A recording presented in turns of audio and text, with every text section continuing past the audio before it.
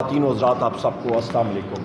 میں اپنی باتیں بالکل مختصر کروں گا کیونکہ چیئرمین بیرسٹر گوہر صاحب نے آپ کو مفصل اور کمپلیٹ بریفنگ دے دی ہے۔ میرے بعد leader of the opposition senate میں آپ سے بات کریں گے اور ہمارے ٹیکنیکل انالیسس بریگیڈیئر مصدق صاحب ڈیٹیل میں آپ سے بات کریں گے۔ یہاں پہ میں یہ بات کرتا چلوں کہ جس چیز کی نشاندہی اسی جگہ پہ ہم نے بارہا بار کی ہے کہ 8 فروری کو پاکستان تحریک انصاف کو 180 سیٹیں مل چکی تھیں، اگلے دن ان سیٹوں کو فارم 47 کے ذریعے تبدیل کیا گیا۔ اس کو ہم لوگ کنڈیم کرتے ہیں اور اس کی سب پروف اور ثبوت ہمارے پاس اس ڈاکیومنٹ میں ٹیکنیکل انالیسس کر کے ہمارے پاس ایک ڈاکیومنٹ ہے، تقریباً یہ 300 پیجز کا ڈاکیومنٹ جو ہے وہ موجود ہے۔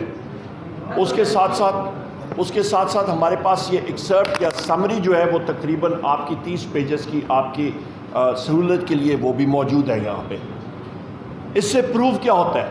اس سے پروف یہ ہوتا ہے یا یہ ثابت یہ ہوتا ہے خواتین و حضرات کہ یہ ایک بھونڈا طریقہ کار اختیار کیا گیا۔ جب ان کو معلوم ہوا، الیکشن کمیشن کی ذمہ داری تھی، ان کو پتہ تھا کہ تحریک انصاف سویپ کر رہی ہے، تو انہوں نے فارم 47 پہ پھر ریلائی کیا اور 1000 ووٹ تقریباً پاکستان تحریک انصاف کے 1000 ووٹ کو انہوں نے تبدیل کر دیا اور ہمارے مخالفین کے 100 ووٹ کو انہوں نے 1100 کر دیا۔ یہ ایک آپ سمجھیں کہ بھونڈا قسم کا انہوں نے طریقہ کار اختیار کیا۔ یہاں پہ میرے لیفٹ سائڈ پہ موجود ہے تیمور خان جھگڑا صاحب، فارمر فائنانس منسٹر بھی۔ ان کو ابھی یہ آپ کے پاس یہ دیکھیں لفافوں میں ان کو فارم 45 اوریجنل آنے شروع ہوئے ہیں، جو کہ بالکل اس کی نگیشن کرتا ہے کہ جو کہ الیکشن کمیشن نے اپنے پاس رکھے ہوئے ہیں، اور ان کا رزلٹ بھی اوور نائٹ چینج کیا گیا۔ اس طرح کی 7 سیٹیں پشاور کی ہیں۔ پورے پاکستان میں یہ سیلڈ ریکارڈ ہے۔ اور اس کے ساتھ ساتھ مہربانو صاحبہ ہیں یہاں پہ، قبل شوزب صاحبہ ہیں، کہ ہمارے باقی ساتھی یہاں پہ موجود ہیں۔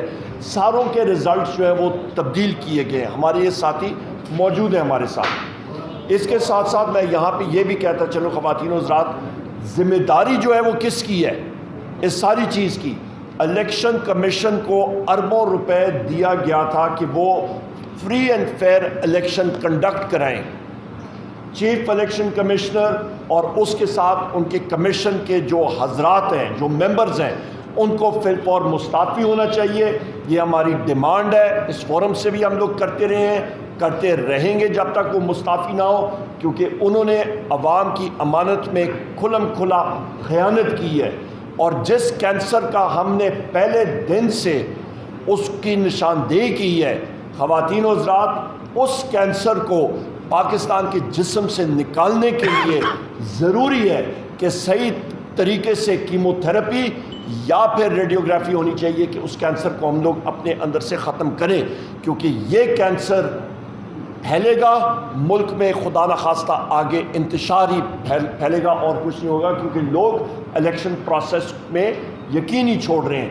اور آخر میں یہ صرف بات کروں گا اور پھر شبلی فراز صاحب بات کریں گے کہ بیرسٹر گوہر صاحب اور میں، ہم لوگ پنجاب کی مختلف بائی الیکشن میں بھی موجود تھے، اور جس طرح وہاں پہ میں ایک بار پھر بات کرتا چلوں کہ آپ کے 4 میڈیا کے لوگوں کو تشدد کیا گیا، جس کی ہم نے نشاندہی کی، اور وہاں پہ پولیس کی وردی میں انٹیلیجنس ایجنسیز کے لوگوں نے ان میڈیا کے حضرات پہ تشدد کیا۔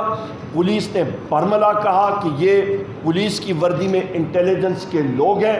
پاکستان میں 5 انٹیلیجنس ایجنسیز آپریٹ کر رہی ہیں۔ ہم لوگ ڈیمانڈ کرتے ہیں کہ ان کی نشاندہی ہونی چاہیے تھی، وہ کون سے ایجنسیز کے لوگ ہیں؟